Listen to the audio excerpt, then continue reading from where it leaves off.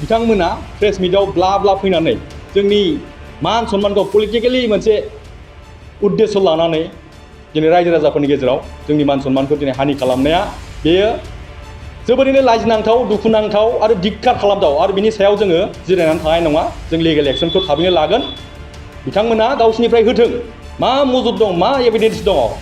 सासे मानसिखौ नाङा फाङा नंखायै सुबुं समाजनि गेजेराव मोनसे मान सन्मान हानि खालामनानै मोनसे पलिटिकेल मार्डार प्लास मोनसे केरेक्टार एसासिएशन खालामनाय, बिनि सायाव आयेनगत भाबै जा साजा दङ बिनि सायाव जोङो एक्सन लागोन। बुंनाय जाबाय श्रमिकफोरनिफ्राय थाखा लानाय एबा सोरनिफ्रायबा थाखा लानाय, बे टटेलि बेसलेस मोनसे एलिगेसन। दा बिनि सायाव बिथांमोना प्रुफ सहकारै जुदि दङब्ला, सोरबाया लादोंब्ला थानायाव केस होथों। दिनजोंबो फैखानाय नङा नालाय जानला मोनला मानसिखौ बिदिनो ब्लेम होलाबायो। बे 50 लाख थाखाया मामुलि नामा सोरनावबा बिनानै ओरैनो मोननाया? जुदि 50 लाख जुदि जों दाबिदोंबा कन्ट्राक्टरा जोंखौ आयेनारि बेबस्था लागौमोन बा माबा मोनसे खालामगौमोन जोंखौ। बिसोरलाय बुंफैनो सोर? कन्ट्राक्टरबो नङा, माबो नङा। आजिखालि दाबिदा मोनजायोमोनब्ला आं बे बाला अन्थाइ बोनानै जानायखौ गारसिगौ। गिबि गिबियावनो आं साबायखर बावबाय जोंनि हांख्रायनाय बायदि नोंथांमोना नुजाफैनायनि थाखाय। दा बेवहाय जोङो मोनसे बाथ्राखौ लानानै जों नोंथांमोनखौ रायजो राजाफोरनो मिथिहोनांगौ दं हिसाबै जोङो बे प्रेस मिटखौ लानाय जादों। दा बाथ्राया जाहैबाय थांनाय 19 अक्ट'खालि जोंनि सालाकाटि ब्लक कमिटि बिपिएफनिफ्राय मोनसे नंखाय एलिगेसन होनानै आं मुस्रि सामिल चन्द्र बसुमतारी बांगालपारा गामि होनदों बिथांमोना। आंनि एड्रेसखौबो मोजाङै मिथिया। दा दिनै घनश्याम ब्रह्म, बिथाङा लालमाथिनि, इरागदाव बसुमतारी हरिगावनिफ्राय आरो हरिचरन राय जियाजिरिनिफ्राय जोंखौ लानानै बिथांमोना माखासे फल्स एलिगेसन होनायखौ जोंनि नोजोराव जों गोग्लैदों। दा बिनि सायावनो दिनै काउन्टार सैथोआ मा बेखौ होनो होननानै जोङो बेयाव प्रेस मिटखौ खालामदों। दा बाथ्राया जाहैबाय बिथांमोना एलिगेसन होदों जे जोङो एनटिपिसि पावार प्लान्टआव नैबे समाव दादागिरि भाबै मानसिफोरनिफ्राय धोन सम्पति थाखा फैसा दाबि धमखि खालामनानै जागासिनो थादों होननानै बिथांमोना फल्स एलिगेसन खालामदों। दा बेखौ जों धिक्कार होयो आरो बिनि सायाव जोङो लिगेल एक्सन जोङो थाबैनो लागोन। दा बिनि अनगायैबो बिथांमोना बुंबावदों सरायखला टु सालाकाटि बे लामानि सायाव जाय बिथाङा सरायखला टु सालाकाटि बे लामाखौ टेन्डार मोनदों, मिस्टार अमित कुमार ब्रह्म, बिथांनिफ्राय जों जायफोर मुंखौ आं दा सिगाङाव बुंबाय, आं सामिल चन्द्र बसुमतारी, घनश्याम ब्रह्म आरो जायला इरागदाव बसुमतारी, जोङो बिथांमोननिफ्राय 50 लाख रां डिमान्ड खालामदों होननानै जोंखौ एलिगेसन होदों। दा बिनि सायाव जों बुंदों बिथांमोना मा प्रुफ लानानै, मा एभिडेन्स लानानै दिनै बे एलिगेसनखौ लाबोदों। दिनै जायनि थाखाय जोंहा समाजाव मोनसे ओंखारनो हायै मोनसे प्रेस्टिज जोंहा दिनै थांनाय बेखौ जों अनुभब खालामदों। जों दिनै न'निफ्राय ओंखारनो हायै मोनसे अबस्थायाव फैदों। दा बिनि सायाव जोङो गोख्रैनो लिगेल एक्सनखौ लानाय जागोन। दा बिथांमोना जुदि प्रुफ दङबा, जुदि कन्ट्राक्टरनिफ्राय डिमान्ड खालामनाय बाथ्राया नंगौब्ला बा जोंनि होबथानायनि थाखायसो लामाया जायाखैब्ला, कन्ट्राक्टरा जिहेतु लामाखौ मोनदों लिगेल भाबै टेन्डार गावनानै, बिथाङा पुलिस प्रशासन दङ, पुलिस प्रशासननिफ्राय बिथाङा हेल्प लानो हायो, बा डिपार्टमेन्ट दङ, पिडब्लिउडि डिपार्टमेन्ट दङ, बिथांमोननिफ्राय हेल्प लानो हागौ। बेखौ मानो मावाखै? दिनै थार्ड पार्सन सोरबा जेन्टु, सोरबा सन्जय, बिथांमोना प्रेस मिटआव ब्ला ब्ला फैनानै जोंनि मान सन्मानखौ पलिटिकेलि मोनसे उद्देश्य लानानै दिनै रायजो राजाफोरनि गेजेराव जोंनि मान सन्मानखौ दिनै हानि खालामनाया बेयो जोबोरैनो लाजिनांथाव, दुखुनांथाव आरो धिक्कार खालामथाव आरो बिनि सायाव जोङो जिरायनानै थानाय नङा। जों लिगेल एक्सनखौ थाबैनो लागोन। बिथांमोना गावसिनिफ्राय होथों मा मजुद दं, मा एभिडेन्स दङ। सासे मानसिखौ नाङा फाङा नंखायै सुबुं समाजनि गेजेराव मोनसे मान सन्मान हानि खालामनानै मोनसे पलिटिकेल मार्डार प्लास मोनसे केरेक्टार एसासिएशन खालामनाय, बिनि सायाव आयेनगत भाबै जा साजा दङ बिनि सायाव जोङो एक्सन लागोन। दा बेखिनिखौनो आं आंनि फारसेनिफ्राय बुंबाय। जोंहा बिथांमोननो दंबावो, घनश्याम ब्रह्म दङ, जोंहा इरागदाव दङ, बिथांमोनाबो बुंगोन। बिथांमोननि सायावबो एलिगेसन जिहेतु खालामदों। दा बेखिनिखौ आं बे समाव बुंथ'बाय।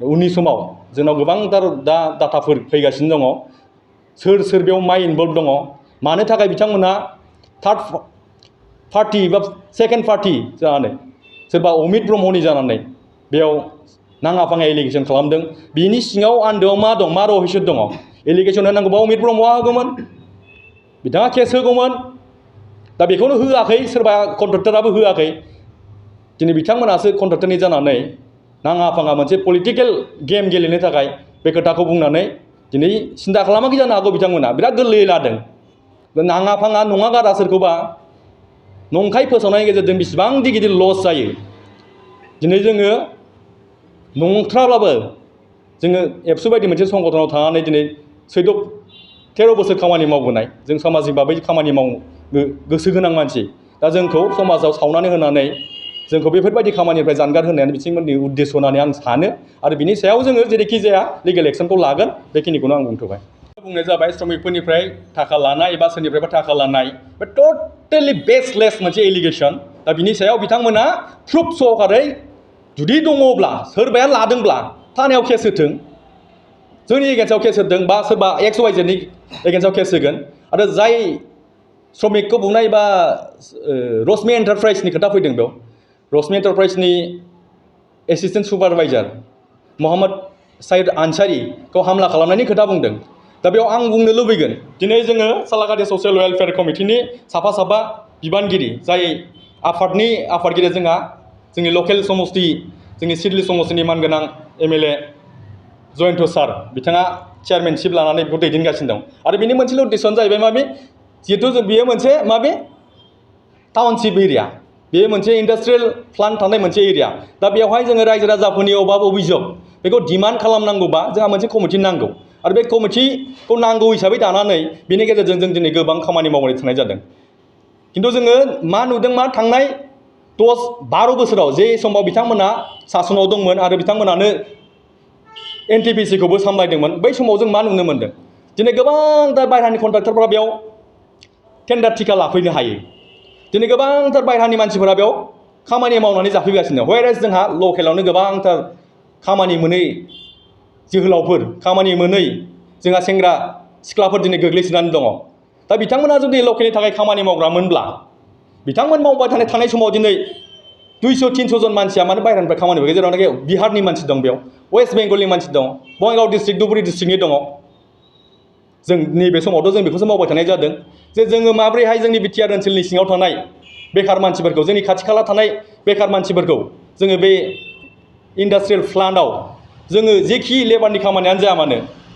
जेखि थिखा थुख्लि खामानियानो जाया मानो जों मेक्सिमाम माबोरै जोङो सुबिदा होनो हायो बिनि सायाव खामानि मावनाया बे दिनै रायजोनि थाखाय खहा खालामनाय जादों दादागिरि खालामनाय जादों ना रायजोनि थाखाय मोजां मावनाय जादों बिथांमोना फिननाय होदों दिनै रश्मि एन्टारप्राइजखौ लानानै जाय बाथ्रा बुंदों बिथांखौ जोङो रायज्लायनो होननानै थांनाय सप्ता खनसेनिफ्रायनो जोङो जगाजग खालामबाय थादोंमोन बिथाङा गोबांथार बाहाना खालामदों माब्लाबा बुङो गुवाहाटियाव दं माब्लाबा दं मिथिङाव दङ आरो बे बाहाना खालामनायनि आन्दोआव जों दिनै हमनो हादों निस्सय बिथांमोन बायदियानो जायफोर एलिगेसन होदों दिनै दादागिरि खालामनायनि एलिगेसन होदों जोंनि सायाव बिथांमोना मोनो बेखौ पिकआप खालामनानै बेकिं होनानै बायह्रानिफ्राय माब्रैबा मानसि लाबोनो हायो बायह्रानिफ्राय मानसि लाबोनानै माबा मोनसे मुलाम्फा हयथ' बिथांमोना मोनो जानांगौ जायनि थाखाय थांनाय 10-12 बोसोराव बिथांमोन थासेयावबो बिथांमोना मावनो हायैनि थाखाय बा माबा मोनसे ओंखाम जानानै दं जाय खामानिखौ जोंनि लकेलनि मानसिफ्रानो आरामै मावनानै जानो हागौमोन अब्ला बिथांमोना लकेलनि समस्यानि फारसे बेसेबां गोसो गोनां बेखौ जों बिनिफ्रायनो हमनो हायो रायजो राजाफ्राबो बिजिरनानै नायगोन बेखौनो आं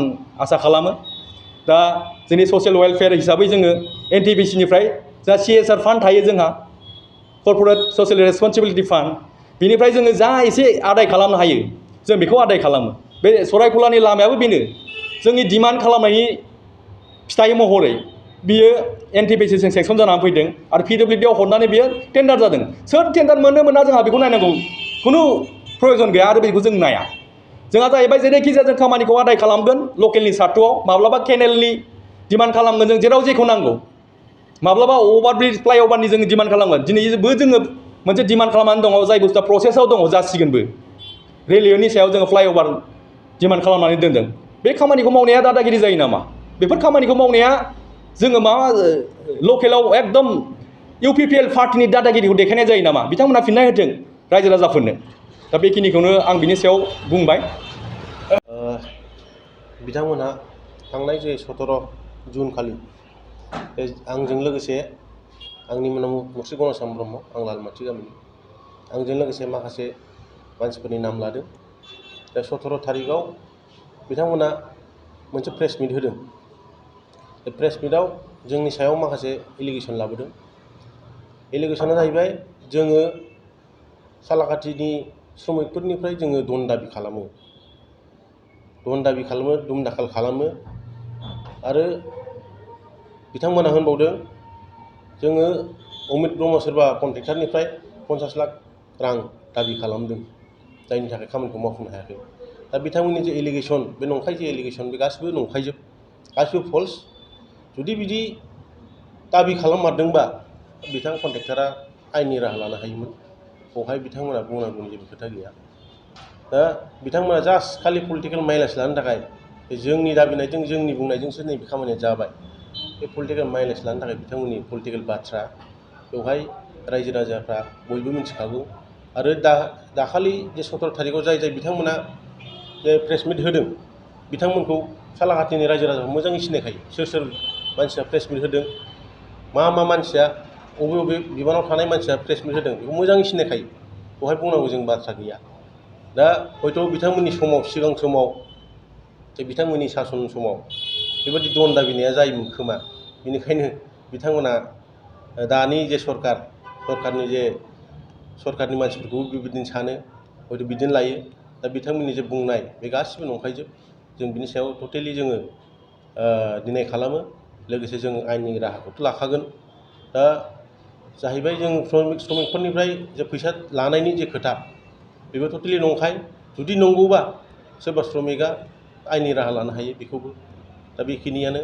बुंनांगौथ' सम जायोबा गासिबो बुंगोन, खिन्थु जोङो बांद्राय बेखौ गिदिर इस्यु लानो लुगैयाखै। दा बिथांमोना जे एलिगेसन लाबोदों बे गासिबो नंखाय। दा बेखिनि बुंथ'बाय आं।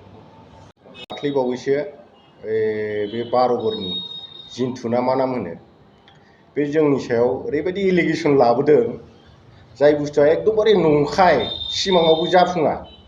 माने 50 लाख फैसाया आजिखालिनि जुगाव मामुलि नामा? बे सोरनावबा दानि जुगाव जे 50 लाख दाबिना मोनगोन, मा राव जाखो बे? माने ओरैबायदि नंखाय, दस्राखौ माने ओरैबायदि एलिगेसन लाबोनानै बेखौ पलिटिकेल माइलेज लानो नागिरनाय। गावहा मा बिबानाव दं खुनु गुरुत्थआनो गैया, आरो माबायानो गैया, सिथायानो गैया बबे मोनसेनि। खिन्थु माबाजों डिसिप्लिनजोंबो फैखानाय नङा नालाय, जानला मोनला मानसिखौ बिदिनो ब्लेम होलाबायो। बे 50 लाख थाखाया मामुलि नामा सोरनावबा बिनानै ओरैनो मोननाया? जुदि 50 लाख जुदि जों दाबिदोंबा कन्ट्राक्टरा जोंखौ आयेनारि बेबस्था लागौमोन, बा माबा मोनसे खालामगौमोन जोंखौ। बिसोरलाय बुंफैनो सोर? कन्ट्राक्टरबो नङा, माबो नङा। आजिखालि 50 लाख थाखा, 50 थाखाखौनो मानसिफोरनिफ्राय मोननांगौ बिराद थान। जुदि 50 लाख थाखा जों दाबिनानै मोनोमोनब्ला आं जेबो मावनानै जायामोन, बेबायदिनो दाबिलाबायबा बुंनां। जों खामानि मावग्रा हिसाबै जोंबो बिजाबा 50 थाखाखौनो हरनो दाबिदा मोनजायोमोनब्ला आं बे बाला अन्थाइ बोनानै जानायखौ गारसिगौ, बेबायदिसो खांलाबायनानै जासिगौ आं। एकदम नंथारै। दामानिथ' आं उल्थापानि श्रीरामपुर माने फुङाव थाङो 6टासोआव, मोनायाव 11टा 12टायाव सफैयो।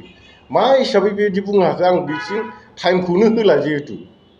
माने ओरैबायदि नंखाय भाषा बुंदों बिसोरो, माने सिङाव 17 थारिखआवहाय 12 जिन्थु जाय बिथाङा माने माखासे एलिगेसन लाबोदों जोंनि माखासे दोलोनि सापर्टारफोरनि सायावहाय, जे धोन दाबिनानै जायो, बा सरायखला रडआवहाय माने गोबां माने 50 लाख थाखा दाबिनाय, बेनि सायावहाय फंनैसो बुंनो सानदों।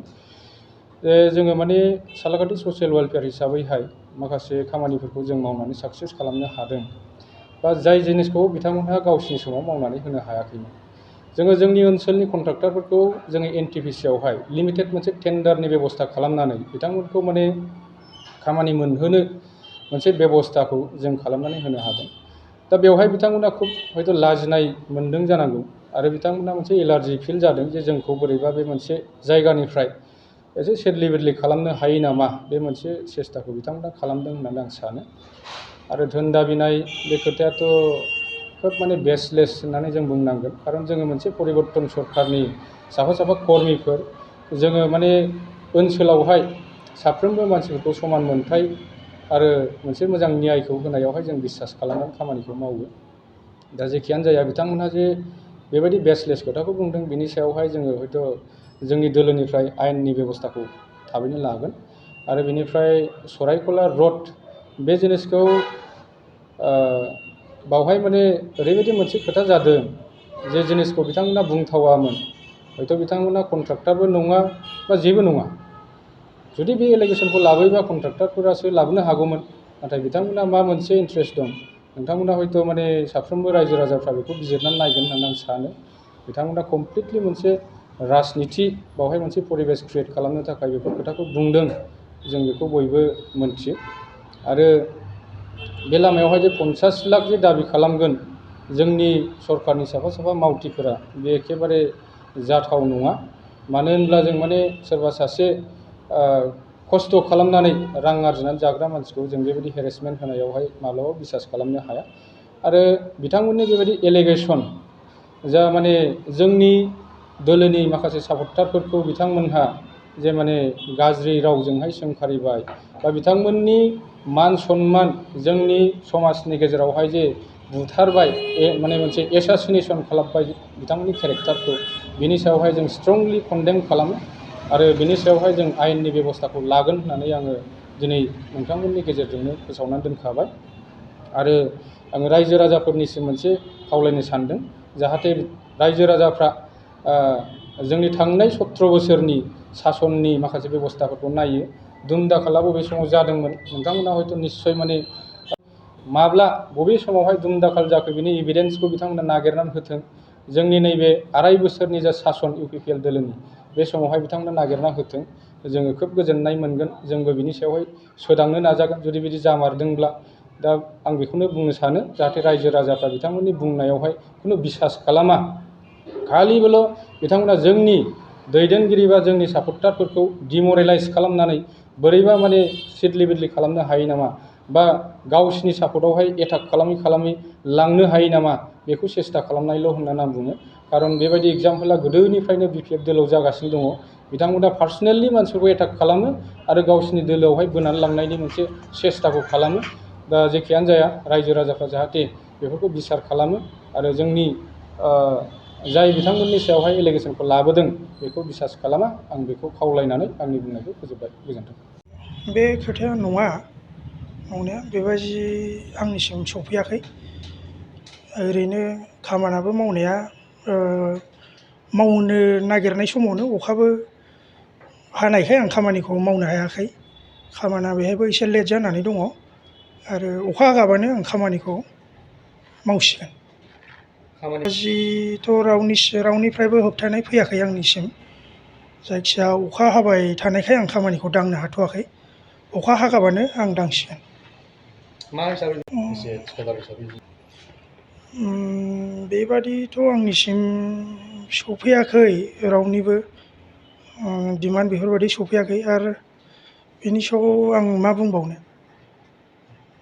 आंथ' सासे सादारन फिसा फिसौ कन्ट्राक्टरसो फिसा फिसौ खामानि मोनबा मावनानै बेजोंनो आङो संसार सोलिलाङो बेबायदि बाथ्रा बुंनाया गोरोन्थि जादोंमोन नोंथाङा सानो बेखौ जायफोर एलिगेसन होदों नोंथांनिफ्राय 50 लाख थाखा रां दाबि दं होननानै बेहाय माबा मोनसे मिसआन्डारस्टेन्डिं जादों जानो हागौ खोमा खामानियाबो जिहेथु मावनो मोनाखै नालाय वार्क अर्डाराबो मोनबायमोन आङो वार्क अर्डारखौ दा बेहाय एसे लेट जानायखाय दस्राबो सानदों जानो हागौ खोमा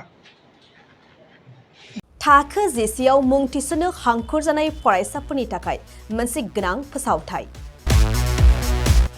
रौता नर्थ इस्ट पाब्लिक फरायसालिया नोंथांमोननो मोनसे गोजोनथाव खौरां लाबोदों CBSE जों गनायथि मोननाय रौतानि मुंदांखा नर्थ इस्ट पाब्लिक स्कुलाव दायो थाखो जिसेनि मुं थिसननाया सोलिगासिनो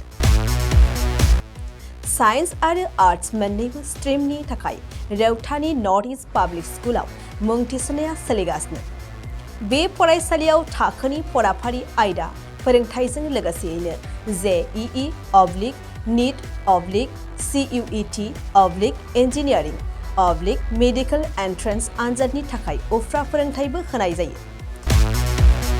बे फरायसालियाव बिजाब बाख्रि, फरायसाफोरनि थाखाय हस्टेल आरो गेलेनाय, मोसानाय बायदि बायदि केरिकुलार एक्टिभिटिसनि सुबिदा दं।